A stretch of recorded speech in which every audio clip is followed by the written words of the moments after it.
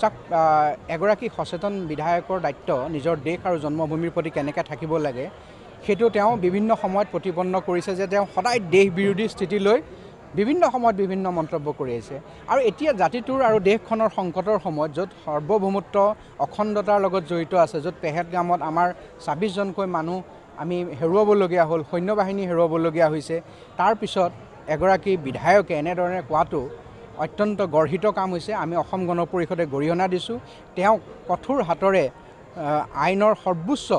যিখিনি ব্যৱস্থা আছে কঠোৰতম শাস্তি দিব পাৰে সেই শাস্তি দিব লাগে আৰু তেওঁ যে পাকিস্তানৰ সেই কথাত তেওঁৰ সহযোগ আছে পাকিস্তানৰ এটা চেনেলেও সেই কথা প্ৰতিপন্ন কৰিছে সহযোগিতা অৰ্থাৎ তেওঁক সমৰ্থন কৰি এই কথাই প্ৰতিপন্ন কৰে যে তেওঁ সঁচা অৰ্থত পাকিস্তানৰ লগত পাকিস্তানক তেওঁ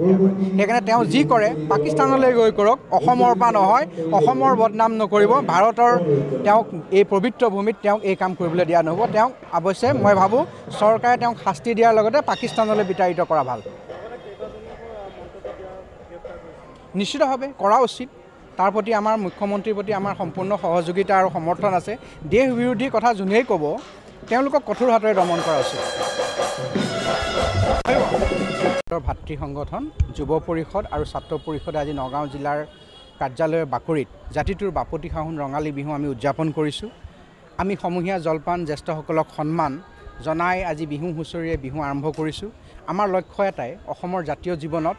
আমি নিজকে অসমীয়া হৈ জীয়াই থকাৰ সংকল্প আমি নতুন প্ৰজন্মই ল'ব লাগিব নতুন প্ৰজন্মই পুখুৰীত সাঁতুৰিলে নহ'ব নতুন প্ৰজন্মই নদীত আৰু সাগৰীত সাঁতুৰিব পৰাকৈ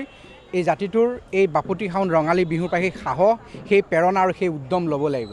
অসমীয়া হিচাপে পৰিচয় দিয়াৰ ক্ষেত্ৰত আমি যেন ক'ৰবাত হেৰাই গৈছোঁ ৰাজনৈতিক ধামখুমীয়াৰ মাজত সেই চিনাকি যেন আমি ক'ৰবাত নাইকিয়া কৰিছোঁ এই চিনাকিক আমি অনাগত দিনত লৈ ফুৰিব লাগিব যিটো জাতিক স্বৰ্গদেউ চাওলুং চুকাফাই গঠন কৰিছিল যিটো জাতিক সামাজিক সংস্কাৰ মহাপুৰুষ শ্ৰীমন্ত শংকৰদেৱে দিছিল আৰু সেই জাতিটোৰ ভেটি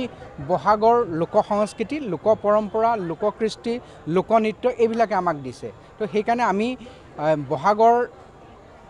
এই সময়কণতে ডক্টৰ ভূপেন হাজৰিকাই কোৱাৰ দৰে